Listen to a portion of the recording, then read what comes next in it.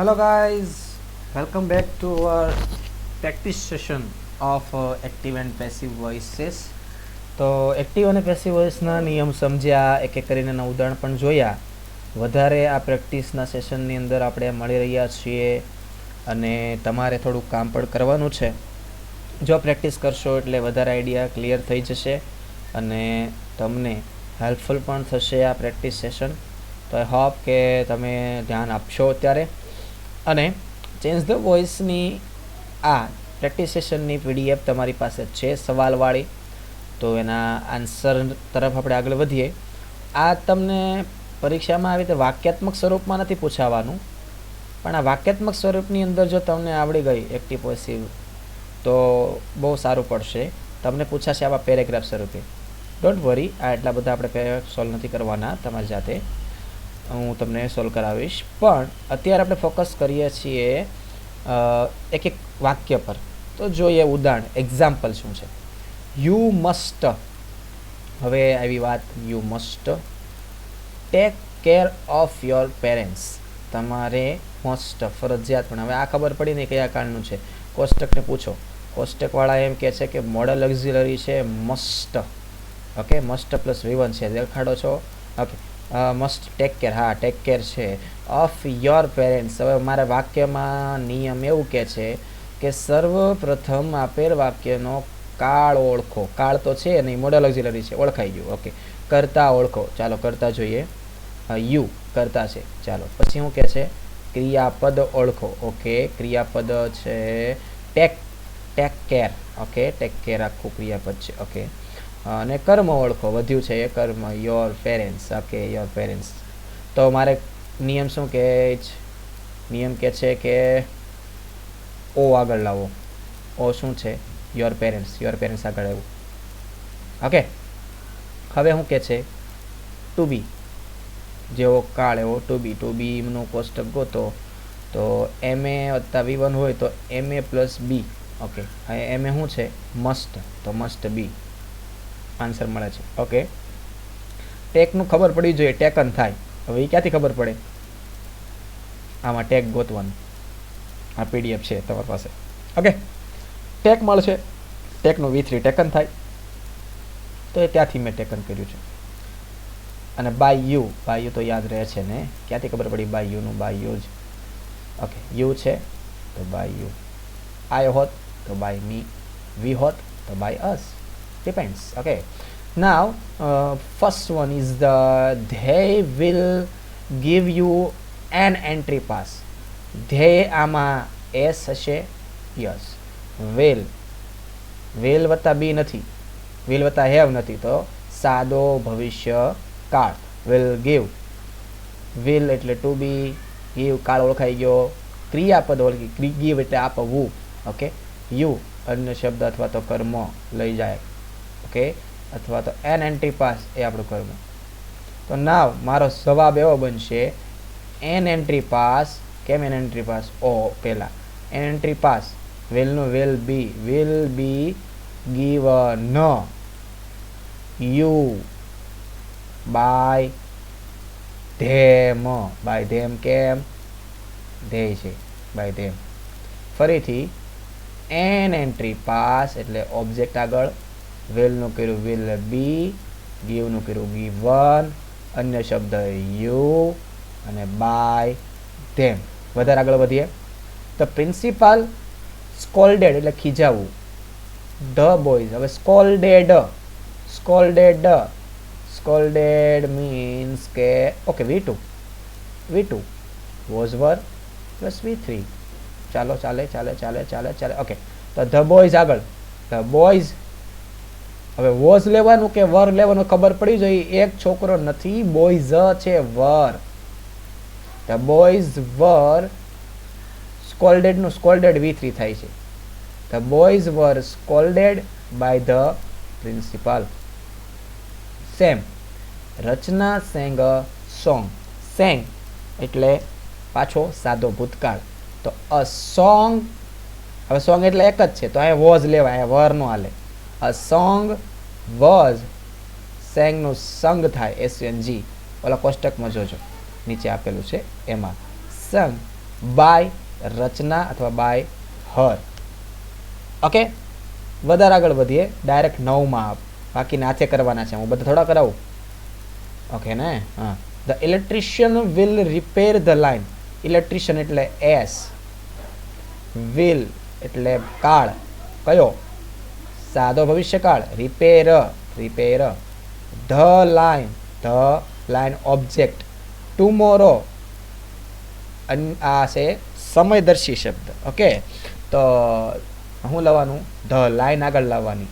The line, okay, will be repaired by the electrician tomorrow. Okay, તો આ થયા એક્ટિવના પેસિવના ઉદાહરણ. એક્ટિવમાંથી પેસિવના. પણ અહીંયા જોવો શું કહે છે? Change the following sentence into the active voice. એટલે કે આ આપેલા છે પેસિવમાં. ખબર કેમ પડી? બધામાં બાય પ્રત્યય, બાય પ્રત્યય. ઇન શોર્ટ કહેવાનો અર્થ છે તમને એક્ટિવનું પેસિવ પણ પૂછે છે ને પેસિવનું એક્ટિવ પણ પૂછે છે. એટલે તમારે જોવાનું છે કે મારે એક્ટિવનું પેસિવ કરવાનું છે કે પેસિવનું એક્ટિવ. હવે આ તો મેં તમને શીખવાડ્યું નથી, તો કેમ કરશો? શીખવાડ્યું છે. જે વસ્તુ એક્ટિવની પેસિવ કરવામાં જે નિયમ લગાડતા હતા એ નિયમમાં ઊંધા નિયમ લગાડવાનું ચાલુ કરી દો એટલે ઓટોમેટિક પેસિવ આવે. આમાં સમજાવું તમને. ઉદાહરણ જોઈએ. The letter, okay, the letter obviously છેલ્લે જશે. was not posted by me. by me નું તો એટલી ખબર પડે, by તો આવે નહીં. એક્ટિવ વોઇસ માં by નો આવે. આ me નું I થાય. I કર્યું છે એને. ચાલો, એ ખબર પડી. હવે તો લેટર એ પહેલા સ્થાને છે ને છેલ્લે જાય. એમાં છેલ્લે, એમાં by પ્રત્યય આવવા નથી. હવે આ સર ને સમજાતું. આ did not post ક્યાં કાઢ્યું? હવે મને એક વસ્તુ કયો, આ શું જોવાનું છે તમારે? was not posted, આ ગોતવાનું છે. was not posted ક્યારે આવ્યું હોય છે? જોઈએ. ક્યાં છે was? આવ્યું. was not, અહીંયા છે not અને V3 એટલે posted. એટલે કયો કાળ છે? કયો કાળ છે? Simple past. એટલે કે સાદા ભૂતકાળની વાત કરી છે લોકોએ. સાદા ભૂતકાળ હોય તો શું હોવું જોઈએ? V2 હોવું જોઈએ. કા શું હોવું જોઈએ?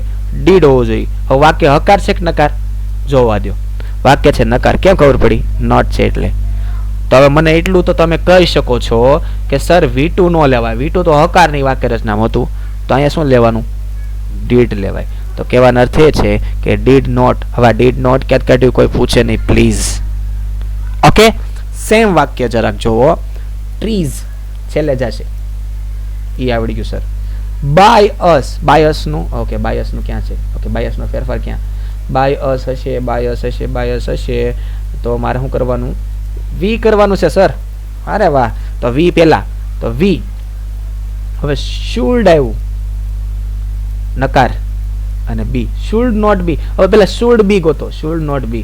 અને ક્યાં ગોતવાનું? અહીંયા. should એટલે ma. ઓકે, should પછી have છે નથી. તો should અહીંયા not હોત ને. હા, not be પ્લસ V3 છે. તો અહીંયા શું કરવાનું? should V1. ઓકે, જોઈ. તો V કેમ V? બાયસ નો V. should નકાર છે તો not. We should not cut trees. easy peasy હે ને? વધારે ઉદાહરણ લઈએ એટલે ખબર પડશે. હવે was opened ગોતવાનું છે. was opened, was been કે was being નથી. was opened છે. જોઈ જરાક. was. ઓકે, was being એક તો બે જગ્યાએ was મળે. આ બે જગ્યાએ આમાંથી was being વાળું એક છે પણ આપણા સવાલમાં તો being નથી. તો વધ્યું કયું? એક જ ને. તો શું આવશે? હકારે છે તો V2 લઈશ, નકારે છે તો did not લઈશ. હકારે છે તો V2 લઈશ, નકારે છે તો did not લઈશ. બીજું કાંઈ કરવાનું નથી. આ કોષ્ટક બહુ ઇમ્પોર્ટન્ટ છે એટલે જ બનાવી દીધું છે. The door was opened. હકાર છે, નોટ દેખાતો નથી ક્યાંય. ઓકે, by પછી શું છે? the servant. તો the servant ક્યાં આવે? આગળ. by લાગે ન લાગે? the servant was opened છે તો મારે ખાલી V2 જ કરવાનું. was V2 નહીં, ખાલી V2. તો opened the door. પૂરું થઈ ગયું. the servant opened the door. પતી ગયું વાક્ય. હજી ઉદાહરણ એ જ છે. જુઓ. was prepared. ઉપર was opened હતું, અહીંયા was prepared છે. was being નથી. being હોત તો preparing કરવું પડે હે ને? બાય મિસિસ શર્મા છે, મિસિસ શર્મા. તો મિસિસ શર્મા પ્રિપેર્ડ ફૂડ. વાક્ય પૂરું. ઓકે, હવે અહીંયા તકલીફ પડશે તમને છેલ્લે. અહીંયા 13મા નંબરનું વાક્ય અઘરું છે, બાકી બધા ઈઝી છે. જો તમે નિયમને ઊંધા ફેરફાર કરશો એટલે ઓટોમેટિક આ 1 થી 20 તમે સોલ્વ કરી શકશો અને આ પણ 1 થી 20 સોલ્વ કરી શકશો અને તમારે લેસનમાં કરવાના છે. ઓકે, આ વિડીયો ભણ્યા પછી, ઉદાહરણ જોયા પછી પીડીએફ ઓલરેડી પહોંચી ગઈ હશે તમારી પાસે અને એ પીડીએફમાં જોઈને આ બધાનું સોલ્યુશન ડાયરેક્ટ આન્સર તમારા ચોપડામાં લખવાના છે, જે 30-31 તારીખે ડિસેમ્બર મહિનાની 12મા મહિનાની 30-31 તારીખે તમારે જમા કરાવવાનો છે ચોપડો હોમવર્ક સાથે. વિલ. ઓકે, પહેલા તો વાક્ય કેવા પ્રકારનું છે? હકાર, નકાર કે પ્રશ્નાર્થ? કોણ ખબર પડી?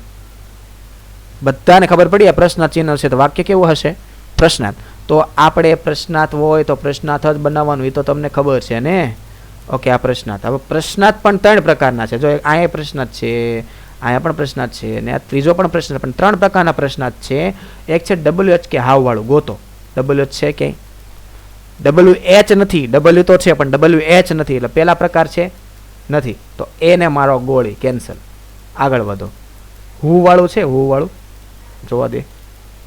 ના, હું વાળું નથી. તો વધ્યું કયું? This one. ઓકે, સહાયક ક્રિયાપદ વાળું. નાઇસ. જોઈએ તો પેલા ટુ બી આપ્યું હશે, આપ્યું જ છે ટુ બી. સમીર બી, આની જેવું વાક્ય જો. વિલ સમીર બી જેવું હે ને. Will I be, will Sameer be. જોવો તો વિલ સમીર બી. તો એક્ટિવ કેવું છે એનું? Will you. તો વિલ સમીર નો બનાવી શકો તમે. વિલ આઈ બી હતું, અહીંયા વિલ સમીર બી છે, તો વિલ સમીર ના બની શકે તમારથી. બરાબર, બની શકે ને. હવે નોટ અલાઉડ, અહીંયા હકાર નકાર વાળું નોટ નથી, અહીં નોટ અલાઉડ છે. Not allowed to enter the class by the teacher. By the teacher. By the teacher એટલે શું છે? હવે તમારા માટે સમીર છે, બરાબર, એ અન્ય શબ્દ કરી શકો અને બાય પછીનું જે છે એ તો પહેલાં લાવવું પડશે ને તમારે. તો વિલ ધ ટીચર લાવવાનું. આનો આન્સર કેમ બનશે? અહીંયા જગ્યા છે ક્યાંય? ઓકે, હા, સવાલ કે કોઈ જશે, ટ્રાય કરીએ. ચલો. Okay, will the teacher.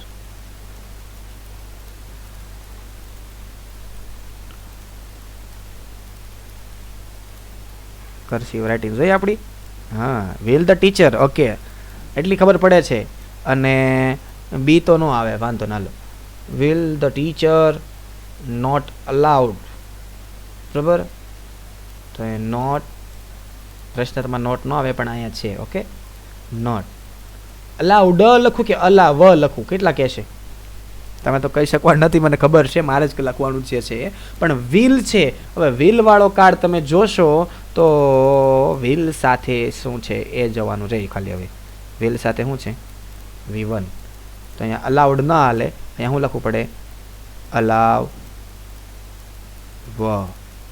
Allow. Okay, હા. હવે અન્ય શબ્દ ગોતો બાકીના. ટુ એન્ટર ધ ક્લાસ અન્ય શબ્દ. બરાબર, બરાબર. અને not allowed Sameer. Sorry, Sameer તમારે લેવાનું છે. આ સમીર બાકી રહી જાય છે ને. તો to enter the class Sameer નો લખી શકાય. ક્યાં લખાય? હવે લખાય સમીર. સમીર. બરાબર, વધ્યું એટલું છેલ્લે. પછી પ્રશ્નચિહ્ન પાછા કરજો. પ્રશ્નચિહ્ન જોયો એટલે કેવું વાક્ય બને જરાક જોવો. વિલ પછી ધ ટીચર. કેમ ધ ટીચર ન્યા લીધા? કેમ કે મારે એસ ની જરૂર હોય ને બાય પછી. તો will the teacher not allow Sameer to enter the class. પ્રશ્નાર્થ ચિહ્ન. ઓકે, અને બાકીના બધા ઇઝી છે. જેમ કે અહીંયા વર કુકડ, હેડ બીન લર્ન્ટ. હવે લર્ન્ટ એમાં પણ છે, તો લર્ન્ટ તમારે તમારા જવાબમાં પણ આવશે, કેમ કે V3 તો V3 જ છે ને. હેડ સાથે આપણે V3 જ લઈએ છીએ એક્ટિવ વોઇસમાં પણ. ઇન શોર્ટ, તમે જો કાળની વાક્ય રચના અને એક્ટિવ વોઇસ પેસિવ વોઇસની વાક્ય રચના પર ફોકસ કરશો તો તમને આ બધા જ ઉદાહરણ જાતે સોલ્વ કરતા ઇઝીલી આવડશે. ઓકે, તો આ કામ તમારે કરવાનું છે. અને રહી વાત પેરેગ્રાફ સ્વરૂપે આવશે તો શું કરશું? પેરેગ્રાફ સ્વરૂપે આવશે ને તો તમારે આ બધાને વાક્ય સ્વરૂપે જ લઈ લેવાનું. જોવો, આ એટલું વાક્ય પેલું મોહન ઓપન ધ ડોર. હવે આનું શું કરવાનું? ધ ડોર આગળ વોઝ ઓપન્ડ બાય મોહન. પેલું વાક્ય પતી ગયું. હવે બીજું વાક્ય the watchman give him the keys. The keys was. કેમ વોઝ જ? અને આમાં એક મોટો ફાયદો એ થશે, જે આખો કાળ હોય ને એ એક જ કાળ આવશે. એટલે કે અહીંયા ભૂતકાળ છે ને, અહીંયા તો આ બધી લાઈન ભૂતકાળની જ છે. હવે the watchman gave him the keys. તો the keys was given him by watchman. નિયમ જ લગાડું છું, હું કાંઈ કરતો નથી નવીન. બરાબર. હવે અહીંયા એક છે, જો Mohan took the keys and kept them on the table. એટલે મોહન ચાવીઓ લે છે અને કેપ્ટ એટલે રાખે છે. ક્યાં? ટેબલ. બે જગ્યા પર હું તમારી પાસે આવ્યા, બે ક્રિયાપદ આવ્યા, પણ અહીં એન્ડ છે એટલે તમે એન્ડ વાળા વાક્યને કઈ રીતે છૂટા પડવાના જરાક જુઓ. હું બનાવું છું એ બેયનું કર્મ શું છે? બેયનું કર્મ ક્રિયા કોણ કરે છે? મોહન. તો બાય મોહન આવશે. ઓકે. On the table. બરાબર છે. પણ આ વાક્યમાં એક કામ કરો, એન્ડ પછીનું વાક્ય જ નથી અમવાનું. આ વાક્ય નથી અહીંયા. તો આપણે આગળ વાક્ય કેવું બન્યું? Mohan took the keys. તો શું લખવાનું? The keys was taken by Mohan. હવે લખવાનું એન્ડ. શું લખવાનું? એન્ડ. હવે લખવાનું એન્ડ. હવે આમાં વાક્ય મારે બનાવો તો એવું બને ને, Mohan kept them on the table. બરાબર. તો ધેમ એટલે કોની વાત છે? ચાવીની. તો ધ્યેય. બરાબર. ધેમનું આગળ આવે તો ધ્યેય. વોઝ. કેમ વોઝ? એક જ કાળ છે એટલે ધ્યેય વોઝ કેપ્ટનો કેપ્ટ જ રહે છે. ધ્યેય was kept on the table by Mohan. કહેવાનો અર્થ એ છે કે મારે તમને સમજાવવું છે એક જ વસ્તુ, કે મોહન દાખલા તરીકે આવું વાક્ય હોય, મોહન શું છે પાછું ભૂલાઈ ગયું મને. Okay. Mohan took the keys. Okay. Mohan took the keys. Okay. અને બીજી ક્રિયા શું છે કે મોહન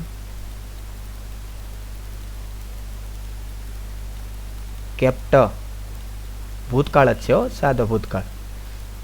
કેપ્ટ ધેમ એટલે કીઝને એટલે ચાવીઓને. Them on the table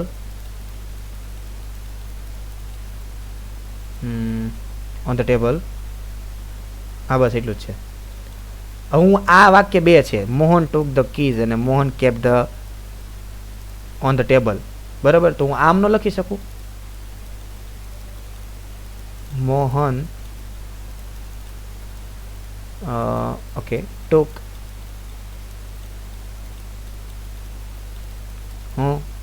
the keys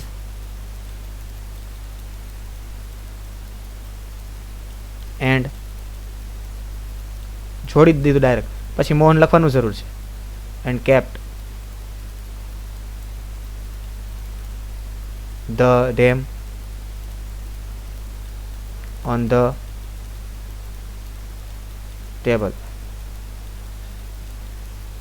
આણે શું કર્યું? એસ તો કર્યું છે. મોહન ટુક ધ કીઝ એન્ડથી વાક્ય જોડ્યું અને બાકીનું બધું બેઠું લખી નાખ્યું. કહેવાનો અર્થ છે બાય મોહન બેયમાં આવશે. એટલે શું થયું? The keys was taken by Mohan. પછી એન્ડ લખવાનું. પછી આ પાછળનું જોવાનું. એમાં પાછો મોહન તો હોય જ ને, એટલા માટે મેં બાય ધેમ તો ધ્યેય એટલે કીઝની વાત હાલે. ધ્યેય વર આવશે અહીંયા, sorry, they were kept on the table by Mohan. હવે બાય મોહન ક્યાં કાઢ્યું પાછું પૂછવા ન આવતા. કેમ? તો કે એન્ડ વાળું વાક્ય હોય આવી રીતે બનાવવાનું, બીજું કંઈ નવીન કરવાનું નથી. ઓકે. ઇન શોર્ટ તમને પેરેગ્રાફ આપતા તો ગભરાવાની જરૂર નથી. તમારા પેરેગ્રાફને કટકા કરવાના. પહેલું વાક્ય,